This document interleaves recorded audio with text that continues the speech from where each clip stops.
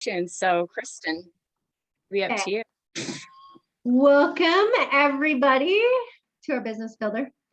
I know some people are going to be on the recording, but I am excited to have my life coach and Cammie's life coach on call today because and as a capstone, because I think this is one of the most important parts of business building. You got Connie coming in. Do you want to let her in? And it's like we're just saying, it's always our thoughts that hold us in the way. And Jenn is the master. And I can just tell you, like I said this morning, she has literally changed my life in so many ways, not just with business, but in my everyday life and in my own coaching. So when I'm coaching somebody, like, for example, I had a client last night whose life is going crazy, just nuts. And so she couldn't get started on her meal plan. She couldn't do her workouts, or she just didn't. And because all this stuff was going on, and I pulled out my Jenn hat and I talked to her a little bit about CTFAR. And I'm like, you know what? No matter what's going on around you, you can change those thoughts, feelings, actions to get the results that you want. And we had a good little heart to heart. And I'm so grateful that I had that training on myself to help share that and help others and say, get with Jenn, she can change your life. So with that, Jenn is a life coach. She just got into the Brooke Castile. If anybody doesn't know Brooke Castile Life Coaching School, I've known Jenn for a long time. We've been hiking buddies, biking buddies, just really good friends. And she's always been I call her my hiking therapist. So as I go on hikes, and we just kind of share our problems and things like that. And she's always got so many insights, and she's got her degree in psychology, but her passion is helping others with their thoughts and their life, living a better life. And so if you haven't followed her, Jenn Anderson, our Stronger Because site, you'll need to. And Jenn, you can share that maybe in the chat so that everybody could get your Instagram and your website so they can follow you. So Jenn, take on over, girl. Okay. Well, there are a lot of things that I want to know about what you guys are needing, so I don't just plow through without and with my own agenda. But the thing that I think is really cool about the similarity of what we do is you guys are experts in transformation using bands, and I'm an expert in transformation using mindset. And where these two come together just so beautifully is that for me, coaching is selling. And I love selling because I love coaching. It's because when I am coaching, I'm selling people on themselves, and I'm selling people on their goals and on their dreams and on their ability to make changes in their own lives and help them decide whether the dream is worth the work and if they are worth the work, and try to see what's in their way right now. So I want to be able to be the very most help that I can. I want to hear what kinds of obstacles, what are your biggest challenges to what you're doing?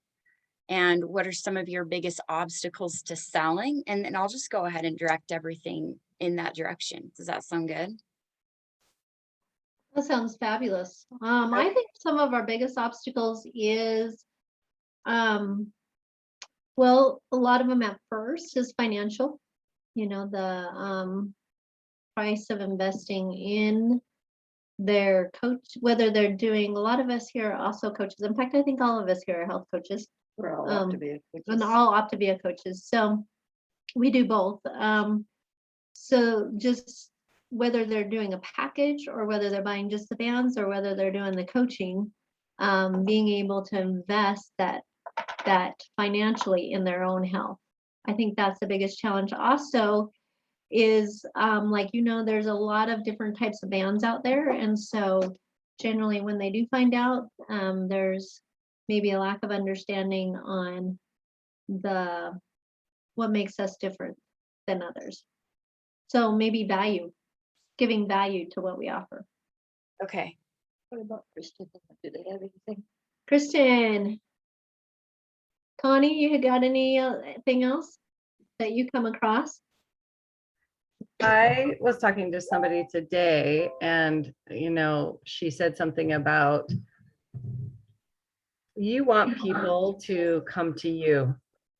And I thought to myself, you're right. I don't want to feel like I'm always doing any kind of hustle or, whatever else. I always share. I'm always posting, I'm calling people, talking to people, things like that. The price point thing, it's funny to me because people go, well, how expensive is it? And I go, well, you just totally said it in your question. You said expensive, which tells me what you're thinking. So, being able to interpret some of that language and saying, coming back to them saying, because I may not know what they find valuable. But I would love to hear a little bit more around that whole sphere of how do I help people come to me? This shouldn't be hard, really. It shouldn't. These things should sell themselves, and that's where I want to be. Yeah. Okay. Ooh, those are awesome questions. Like that's a really, really good one. So I'm going to write it down. Okay. So the thing that I want you guys to start thinking about your own mindset, where you're at right now. So let me just ask you a couple questions. Now you say 20-minute with the bands, right? Is the same as how much time without? So without bands, like exercising, Yeah, so depending on Depends on what they're Between doing. 45 what their and workout would 60. be. So if they're used to an hour, then it'd be 20 minutes with the bands and 40 minutes without. okay. And then how many times do you recommend they use them in a week? We say like Dr. A says, or Dr. Mike, only on the days you want to feel good. So if you want to feel good every other day, then just use them every other day. But if you want it every day, then use them every day. Okay. So I'm just going to say like 4, right? How long do these bands last before they are just totally worn out? I don't know. I have original set that's been what, 2.5 years now. So do I. And I actually Well- swam in mine. I mean, I trained it with my Ironman. I've had my bands over a couple of years. I asked that question, I think, to Dr. Mike, and I think the average life, or Big Mike, and the average life is about 4 years. I 4 think years. that's how he got his calculation of the fact that it was like 75 cents a workout. Do you remember him saying that? I remember him saying it was 30 cents to work out. Oh, sorry. I probably got that number wrong. Mhm. Okay. All right. So then, and this is for everyone who's watching the recording too. These are some really good questions to ask yourself to see where you're at. But tell me, what are you selling? Their transformation, What else? the results. I'm Better selling health. simplicity. Mm, Yep. I'm selling like time. yeah. Exactly. Like if you do the math about how much time that just saved, like if you're saving 20 to 40 minutes 4 times a week, 52 times, like 52 weeks in a year for 4 years, like how much time is that? We literally just bought time. Right? Now, when we go into the offer, believing that we're selling bands, we're often going into people who are under the impression that they're buying bands. And so it's our job to communicate exactly what is it they're buying. They are buying the result. They're not buying the fabric. And the more belief we can have in the product that we're selling and the result that we're selling, then the easier it will be to make that kind of offer. Like what you said, Kristen, like I'm just sharing. That's exactly where it comes from. And what we want to do is try to stay out of like a needy, graspy energy as if we have our own agenda. And if we're not being like really careful about what our thoughts are about talking to people and about offering to people, then we can come across with a really needy, graspy agenda behind it, and people will feel it. They'll know. They'll be onto us when we're trying to get something from them instead of give something to them.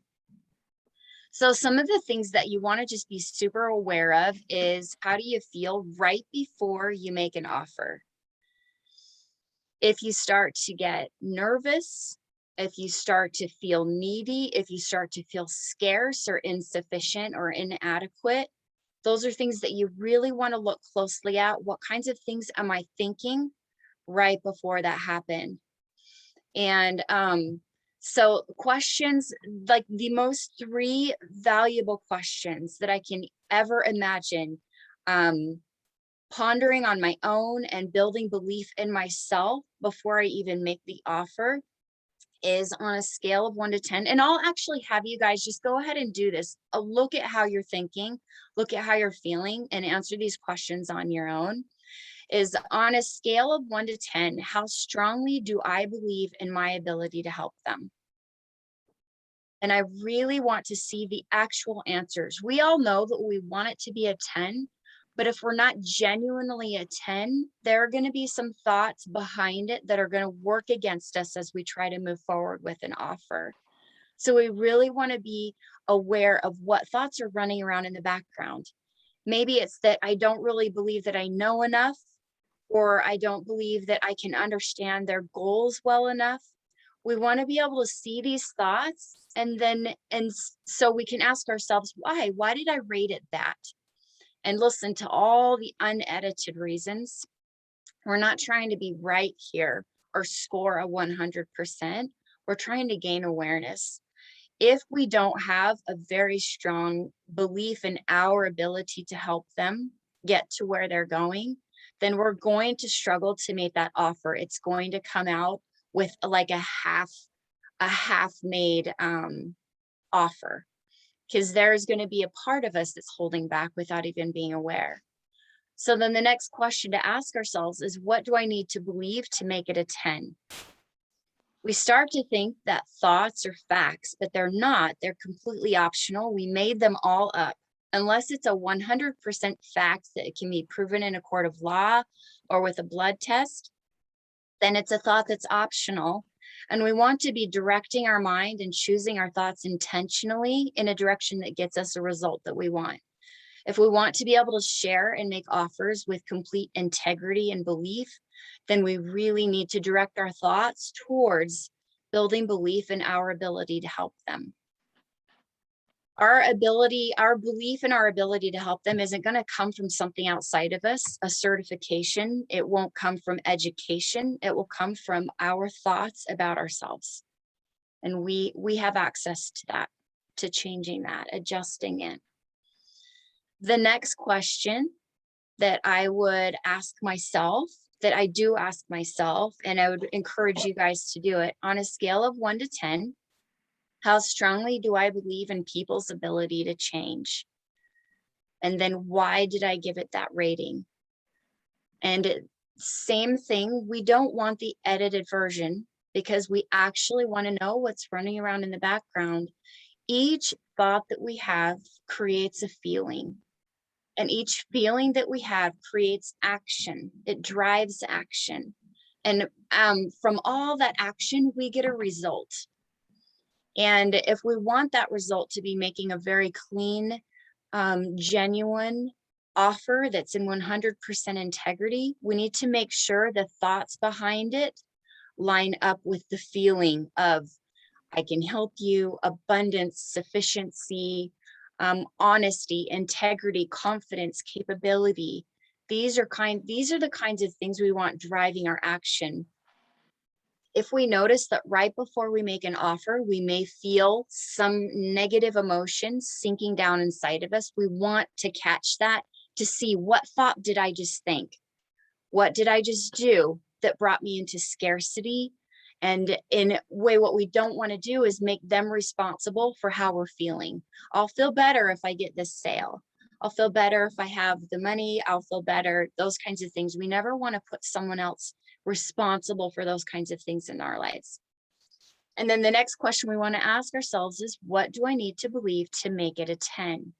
Because we need a strong ability or a strong belief in the ability of people to be able to change in order to make an offer for this, especially when people were, you know, just like you said earlier, Kristen, like people are going to perceive this as expensive. Some people will, some people won't.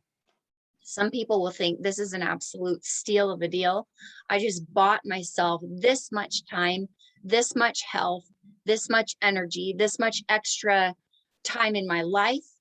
And all of these things, like, I can't believe I'm getting away with spending that little for it.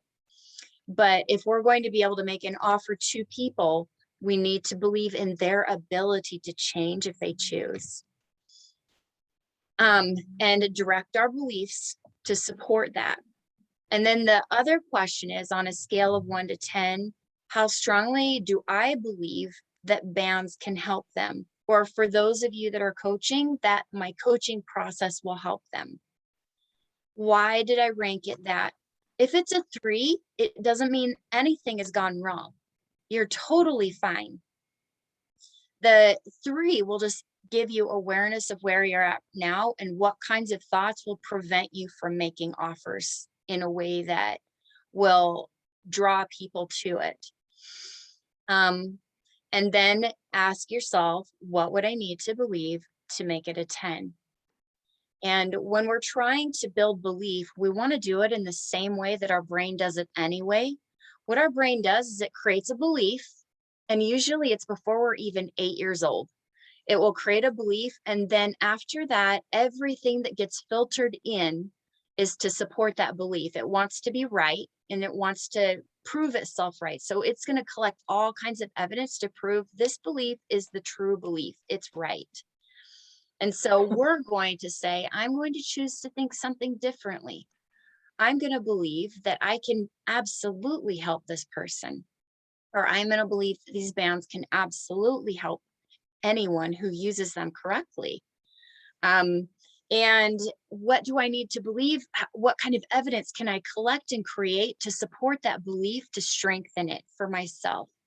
So this is where I would want to go through and look at all kinds of transformations, hear people's stories, look at the pictures and use them as proof. People in my life that have made improvements using bands. I've seen Tammy, some of Tammy's posts are excellent. Like when she was recovering from surgery and was lifting water bottles, like what awesome evidence that bands actually do make a huge difference in people's lives, even if they're in bed, even if they're recovering from surgery.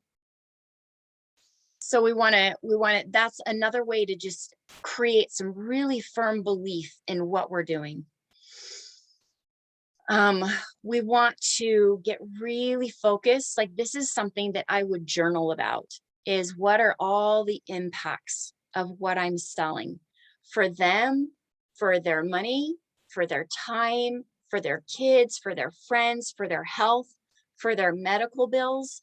Go on a rampage of positivity, collecting evidence. And then what we find is when the brain starts to kind of be on board with this new belief, it will start creating evidence. That's how strongly, that's how much it wants to be right. It'll prove itself right. If we believe that a relationship has gone bad, it will do it. We will start sabotaging our relationships just to make that programming true. Sometimes it's ridiculous. If we think we don't deserve something, we will sabotage ourselves right before we get it. Okay, before I just keep going, does anyone have any questions? I have a question. What is it? I'm very familiar with the CTFAR, so I'm grateful that we're just doing all of this right here. I think what my question is that you're talking about the evidence to support belief. So I did something like this where I used my ThinkUp app, and my goal was to talk about the things, to come up with the fallacies or whatever of what I was thinking, like the reasons why I wasn't a 10, right? And then I found the evidence. I found 3 evidences to support the opposite, and I recorded them in there, and I listened to my own voice repeat those back to me. So first of all, I'll let you answer this before I ask the second question leading in. Is that a good way?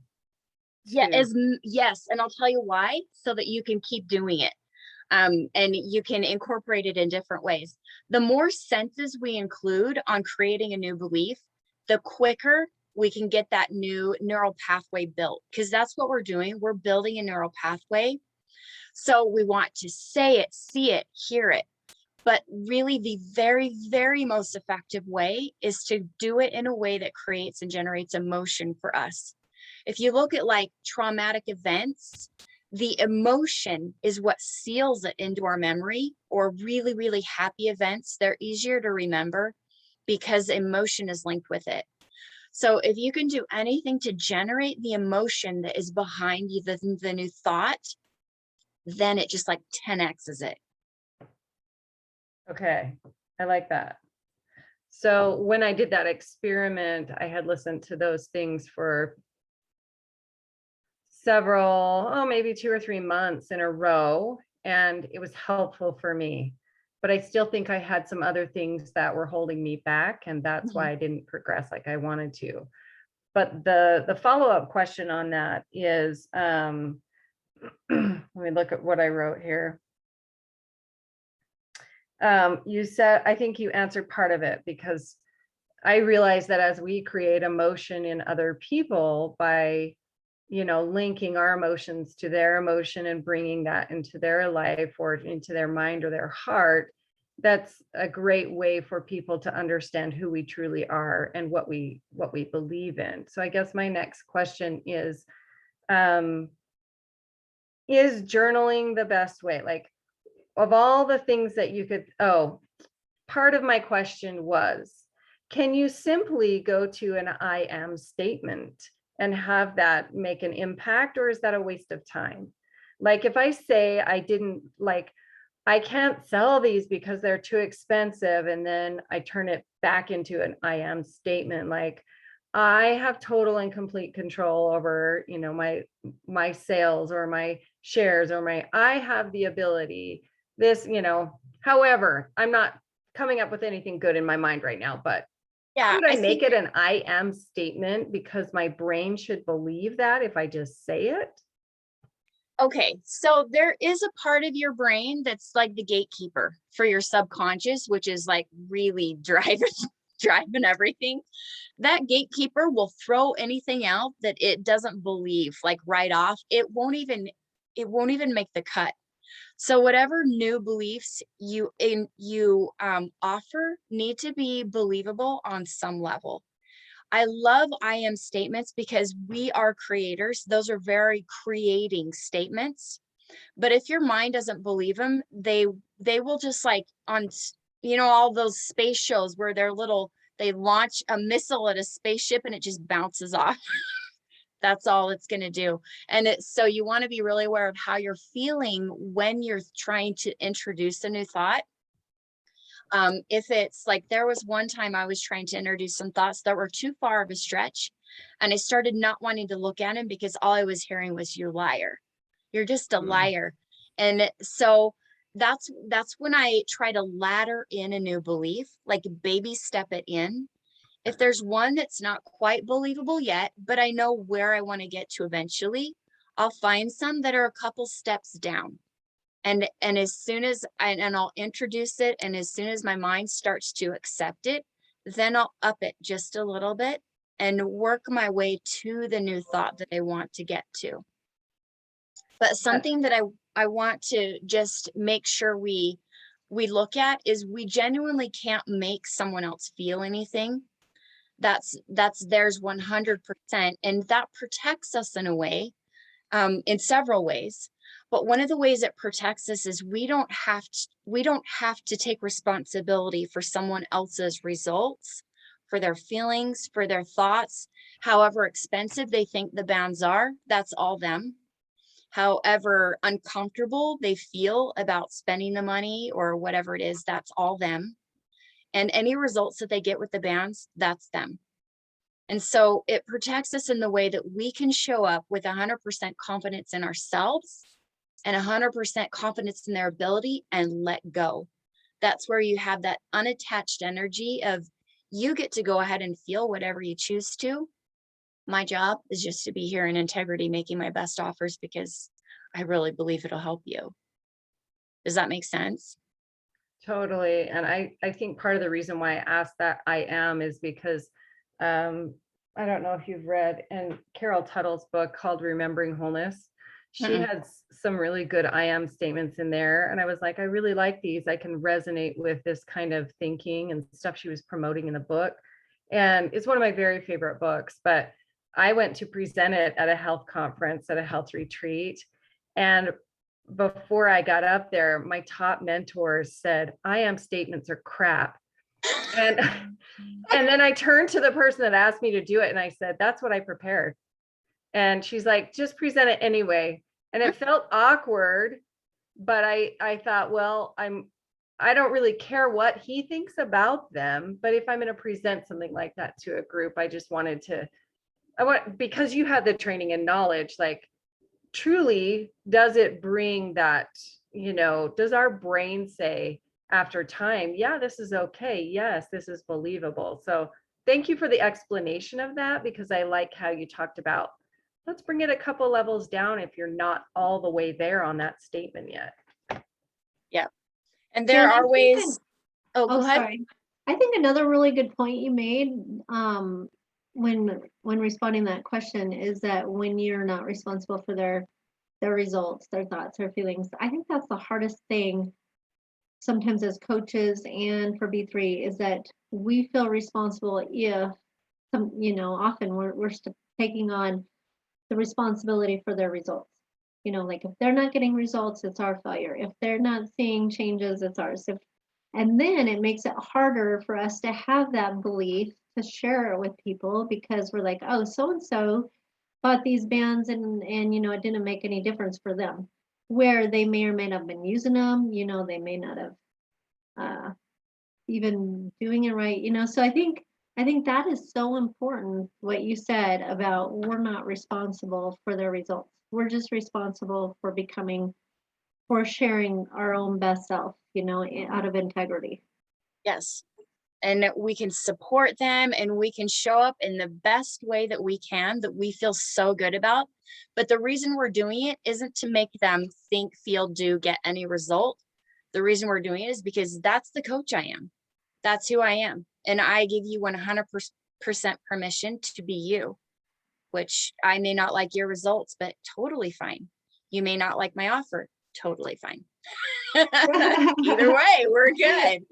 But that helps us, like, Kristen, you talked about how do I allow other people to come to me, is that if you notice, we really like, especially because you're familiar with CTFAR, if you put reaching out to people who may have asked you once 3 months ago, for instance, I don't know if this is any of you, but if you put that in the line, on your action line, you want to know what feeling is driving it.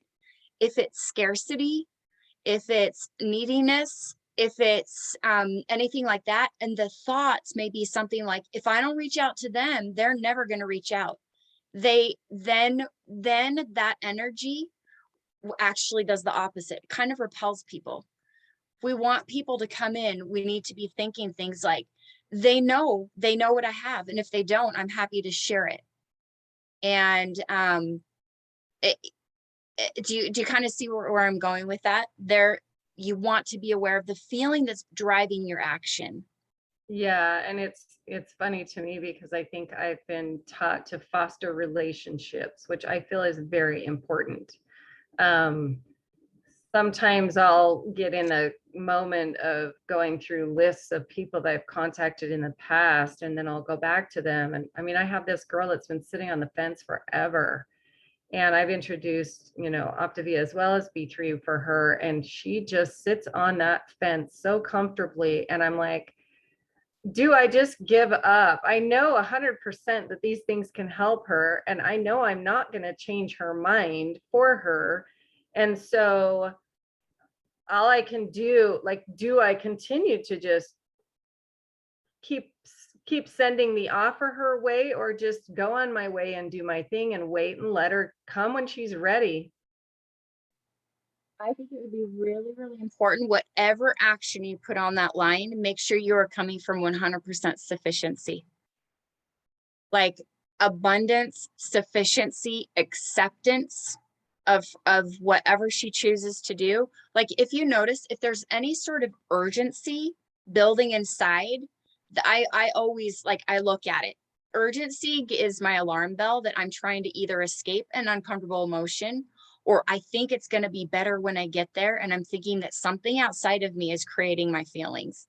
So if we start feeling uncomfortable, like urgent, like I need to help her, we just need to settle in and be okay with other people being uncomfortable and creating their own issues.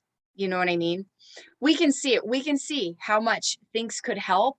And like I used to describe it of, do I really have to sit here and watch the train wreck without saying anything? Is that really my job? Like I can help you so much. But then I realized I'm thinking they're broken.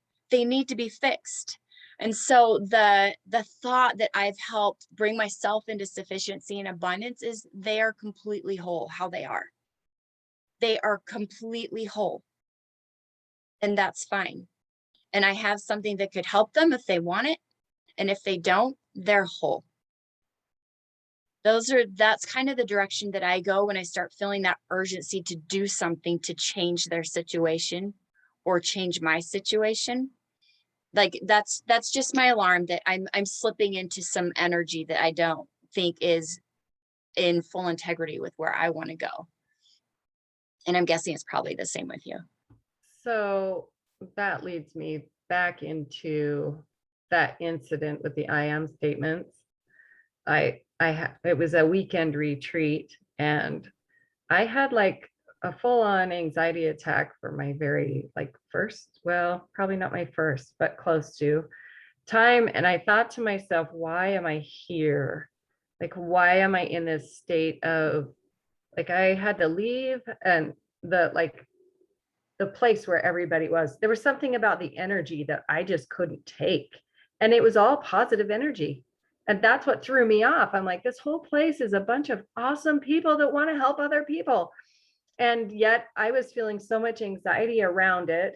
This, I think, was even before I did the I am thing. But that to me was like, when you get in a situation where all of a sudden you have this panic, like, how do you turn that around? And this may be too deep for this, what we're talking about here, but I'm just thinking, you're talking about, let's examine our emotions and our feelings and stuff. So I'm thinking, wow, because I didn't, like, I walked away from that whole experience going, I don't know if I can come back and be in a group of people like this, because I do not want to revisit that feeling again. Okay.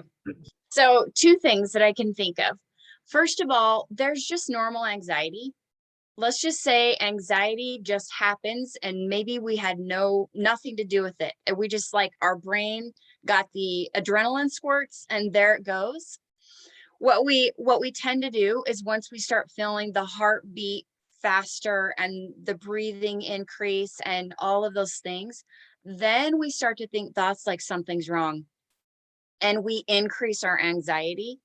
So one thing that we can do on like that level is just be like, this is just anxiety and it's fine. It's fine. Nothing's gone wrong. My brain is confused. It thinks that there's a tiger waiting for me in the woods. There legitimately isn't. But the other thing that we can do is if I'm guessing you were having some thoughts that were creating anxiety, maybe some doubt, some self-doubt, and those kinds of things, which are supernatural.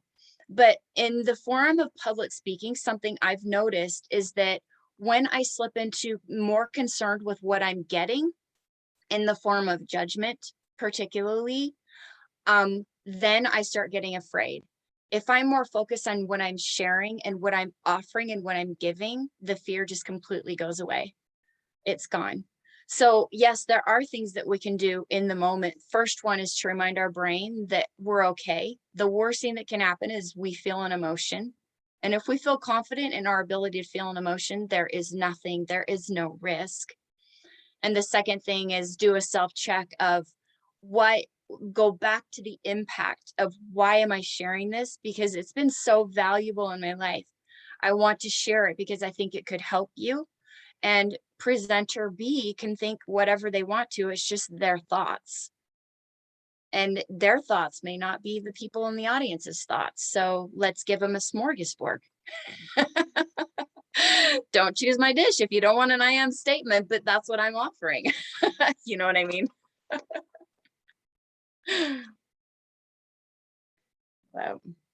Anything else?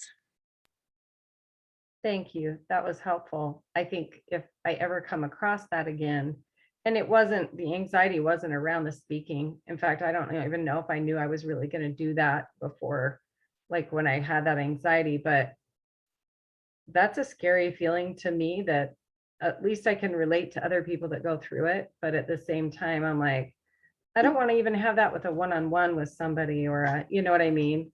But I think, like you said, those tiny little thoughts or things that lead to those anxieties could be pretty rough. I mean, the only anxiety I've had ever before that was due to a health issue that I had that was creating me so much trauma and stress, but I don't want to detract from what you have here. So I don't think it's detracting at all. It all has to do with just being aware of our thoughts and our feelings. It's all the same thing. But okay, Tammy and Janine, you know I can keep going forever. I can go for hours, girls. It can take you hiking forever. Is there anything that you want me to address before we're done in particular? Like, maybe could you explain the CTFAR model that's brought up for people that may not be familiar with it? And then let me just put a disclaimer. So I took Jenn's 12-week course, and it took me probably the 12 weeks to do this effectively on my own. And I still get triggered and have to go back. So I don't want people to feel like, oh, that's too difficult. It just takes practice, right? It just takes some practice. And what was really, really helpful for me was working with Jenn, because she was able to pinpoint a lot of things I didn't see in myself. We just really can't see we haven't learned to see yet some of the things that we're telling ourselves and catch those. And so that's what I appreciated about with Jenn. So Jenn, if you don't mind sharing what that is, and then why it is important for us to utilize that model. you bet. So CTFAR is their initials for basically a math equation of how we get results in our life. So it will always start out with a C, a circumstance. And the circumstance is a fact. There are no two ways to see it. It's not about opinion in any way. It can be proven in a court of law with a DNA test. It's absolute fact. From that fact, we then assign a thought. So there's the T. So first the circumstance, then we have a thought about the circumstance, which will be one sentence at a time when we're using the model. Then from that thought, it will generate a feeling. It will be one word, an emotion. And then from that feeling, that's where all of our action comes from and all of our inaction comes from. So when we're feeling loving, we don't have to be thinking, what should I act like if I was really in love with this person? We're just like, every time we see them, we're like, I love you. We're saying, I love you. We're hugging them. We're making their lunches. We're, taking them out on dates. We're buying them gifts. Like, we just automatically act that way. Feeling generates our action. When we're feeling super loving, we're probably not yelling and snapping at someone. And then from all that action or inaction, we get a result. So a lot of times where people really waste their time and energy is, first of all, they'll try to push action through that doesn't align with the thoughts that they're thinking. If they're thinking, I actually hate you, but I should act like I love you, and then try to act loving, It will only last until the willpower gives out, because our thoughts must align with our actions in order to do it with integrity and without all the work. Another way we waste our energy and our efforts and our time is we try to manage someone else's model. If we're trying to change someone else's thoughts, feelings, actions, results, then that's not where our power lies. We're wasting our time and chasing a squirrel. And this is often why diets fail, is because their thoughts are not aligned with their actions. Like, they may have thoughts about food, like food is how I celebrate, and food is how I express love. And so they will have a really hard time changing their actions of not participating, like not eating cake and ice cream at a party if it's out of their protocol, if they have the belief this is how we celebrate. So the easy way is to go back and work on the thoughts, and then the action just comes much more naturally. So when we're talking about selling, we're talking about having thoughts that help you make genuine offers with integrity, so that you don't have to work against the negative neediness, the scarcity, the competition, the whatever it is that's behind it. You have just a genuine feeling behind it that helps you make offers easily and with integrity. Does that sum it up pretty well, Janine, you Yeah, think? that was really good. Yeah, it does. It does take a lot of work to do those. I still work on them daily. I think since we're humans, we really will probably never evolve out of the point where we need to watch our thoughts and manage them. Because if I think, here's what I've just told myself: breathing and mind work just need to happen every day. Because I would find that on vacations, I would stop doing mind work, and then I would wonder why I was irritated at the people I was with. It takes maintenance. So do you suggest that you go through the CTFAR model? I mean, like, how often, or are you doing it circumstantially? Like, this is the circumstance that I have, and then you kind of fill that out? Or are you trying to do it daily just to see what comes up? Like, how often do you go through that model that it could be effective? Me personally, constantly. It is so important to me that it comes immediately after I wake up in the morning. Meditate, do my thought work. Like, I won't even start my workout until I've done that, because I consider that more important than my workout even. But when we don't have a result that we like, that's the time to do a model. When we have a feeling that we don't like, that's when we do a model. When we're taking action or inaction that we don't like, that's when we need to do models, only if we want to change. I think that's so good, because a lot of times when we look at the results, then one thing that Jen had taught is kind of maybe work your way up backwards, through the model. So you got that result. So then you have to work your way back up. Okay, so if I didn't like that result, then what kind of led up the chain? What was my action, and then my feeling, and then my thought, and working it backwards was actually really helpful for me too, looking at all these results I was getting. And for example, yesterday I just had a rough trigger, that just came from like a circumstance, and it was just a sense of unease. I would keep pushing it back, I wasn't really, and I was just getting really irritated and snappy, and at others. And before, and then when I just kind of like got off on my own and started thinking about it, like, why am I feeling this way? And then it kind of went back to, thinking back when I started and what had happened, and then how I just automatically, for me, I just want to automatically block it off. I don't want to feel it. I don't want it. But so because I'm trying to block it, then I start getting the actions as a result of that. So I think what I'm trying to say is it's important to go through those. Yes. Because I've learned the hard way of just trying to like having that happen and just immediately block it. It was my nature for so many years to do that. Yep. And it's the primal brain's way of protecting us, because it thinks that all kinds of things are dangerous, like hope is going to be dangerous because failure is dangerous, and inadequacy and all the things that we try to protect ourselves from. Like, it's well intended, but the result is usually not forward movement. And that's where we want to go. We want to move forward.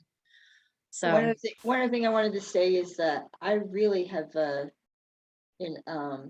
not sure if it's enjoyed, but it's really helped me. Sorry, Jen. It's really helped me right before I go into a consult to really go through those questions. Ask myself, those questions that Jen just went over with us today, every one of them. And then, so when you go into that consult, you're already aware of everything and what, comes out so much yes, better. it means you don't have to do so much mind work in the middle of when you need to be present with what they're saying. Because if you're totally, like, if you've stacked your belief before you even get in the situation, you have thoughts that are ready for you. When in the middle of the time when they're like, that's really expensive, and your brain's like, then you can go back to the value of what you're offering, like the result. And, all of those thoughts that you've already prepared ahead of time so that you're able to stay 100% present with the person that you're talking to. Can I just clarify? This is what I wrote on those 3 questions. Pondering on my own belief and in my own belief in myself. That was number 1, right? Yes. On a scale of 1 to 10, where are you at and Okay. why? And then the second is, what do I need to believe to make it a 10? Right? And then on a scale of 1 to 10, other people's ability to change. Is that right? Okay. Yep. And there was one more, the process. So I'm going to say the actual words and then we'll see how they apply, but I want you to hear the actual words because this applies to so much more than selling bands.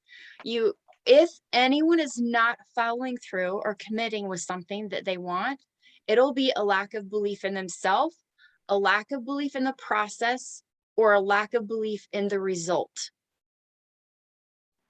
And so that's what you're trying to build belief in. The process in this situation is your coaching or your bands, whatever it is that you do, what you're providing for them.